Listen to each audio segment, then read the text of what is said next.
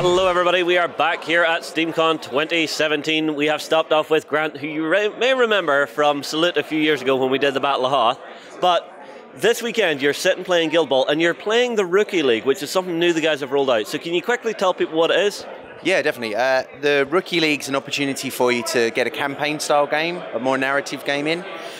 So when you start with a very, very low-level player who's quite weak compared to everyone else. The more games you play, you get to level up that character until they become something really, really special at the end of it. And the guys from Steamforce have actually printed out all of the cards for the event here. So if you want to see those, come across and join us on beastofwar.com where we'll have some pictures of them. But so how do you start? Well, I've got some cards here, so I'll show you how you begin. When you choose your character, every single team has one player. And when you choose your team to play for the day, you could choose multiple ones if you want. You have to play with that player in order for that player to level up. When you start with a rookie, so you get a card with a little rookie on. And you get two cards. You get a card for the front and a card for the back, as with most Guild Ball cards.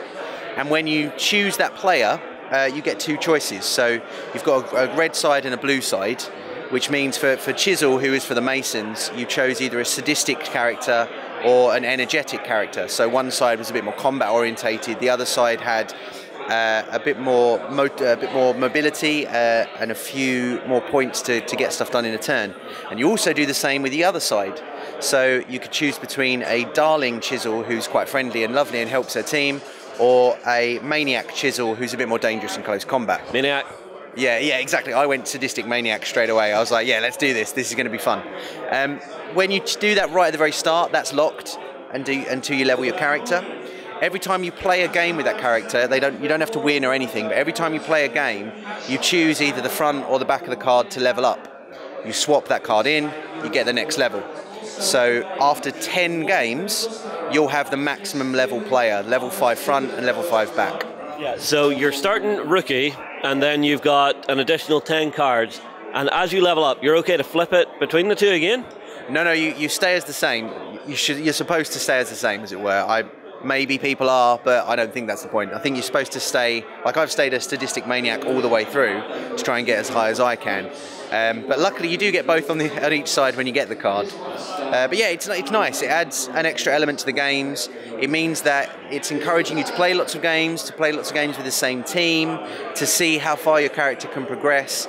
And it just adds that extra little something to games here today when you're not taking part in the tournaments or competition games. It gives you a chance to get those kind of legacy style games in where you're improving every single time and leveling up each time. Very cool. Now, important question. So by the time you hit level 5, is that you basically back up to where the character was, or is it different? No, it's considerably more powerful than the actual character. By the time you hit kind of level 2 or 3, you've hit roughly that character's usual level. By the time you hit level 5, you're like captain levels of power. Chisel, for example, hits her stride about level 2, level 3. I found that when I first started playing the game, when she was a pure rookie, she would run to the goal and stand at the goal and cower, because otherwise she was just easy points to the other team. But now she kind of leads the charge, runs in first, because she's so much more powerful now that I've started playing with her. All right, well, let's have a look at your sadistic maniac level 5. Yeah. Holy crap. TAC 8? Really? Yeah, exactly, yeah. I mean, usually Chisel's TAC 5 as a standard model. You can, TAC 4. You can send a crazy to get more, but this standard Chisel at level 5, you've got TAC 8. So any fight you're going into, you're rolling that, and you're going to be hitting some people very hard in the face. And the character playbook looks absolutely nutty. The playbook is insane, yeah. 1, 2, and 3 momentous damage. 1, 2, and 3 is hideous. So that means whatever you go up against, you're going to be causing momentous damage straight away, building that momentum up, getting that momentum battery, which for the Masons is lovely. And for the levels, so as you're leveling up each thing, is it just you're gaining a little more tack, an extra skill, maybe something extra in your playbook? And on the other card, is it just like extra special rules and stuff, yeah? Yeah, you're absolutely right. Obviously, the front of the card, you've got your basic statistics. So you've got your playbook, your character plays, and your health, and your statistics. What I found is, on the front card, 2 or 3 things will level up each time, with the biggest one being the playbook. That's changed pretty much every time. But on the back, what you tend to find is you get an extra trait each level. And do you keep your old ones?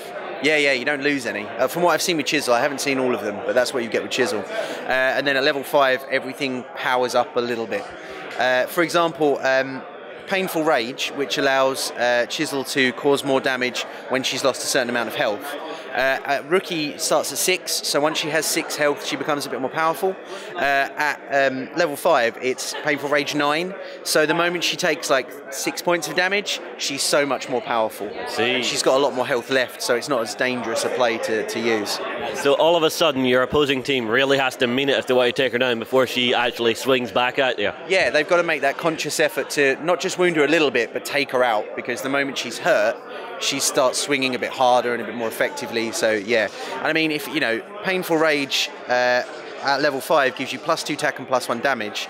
That means you're then, as soon as you've taken a little bit of damage, you're attack 10, and your playbook is 2 damage, 3 damage, 4 damage on 1, 2, 3 successes. Momentous. Okay, that sounds pretty damn crazy. Yeah, it's pretty unreal. It means that, like I said, when I started the Rookie League, she'd be hanging at the back, or she'd be in a group of friends to protect her. And now, by the time I've gotten to the stage where I'm at, she's in the middle of the field every game, swinging at everything around her, which is great fun, because it means that almost every game I've played, I've adapted my tactics a little bit. The flip side of this coin is everyone else is doing that as well. And because I don't know what my opponents are doing, it makes it very difficult for me to second guess them. So it's done that thing where, rather than it being that really kind of thoughtful, competitive match every single time, there's been those moments at the table where you go, oh my god, I can't believe that's happening. And it's just been a bit funny and a bit silly and good fun, good enjoyable fun. All right, the big question then, is this something that you want to see more of, and is it something you think everybody out there would want to see more of? I think for anyone who likes a campaign-driven game, I think this kind of thing is great, and I think this would add that to Guild Ball and be a nice extension of like their big league or something similar. It wouldn't work in a competitive setting, obviously, and a lot of Guild Ball's strength lies in its really, really healthy tournament scene.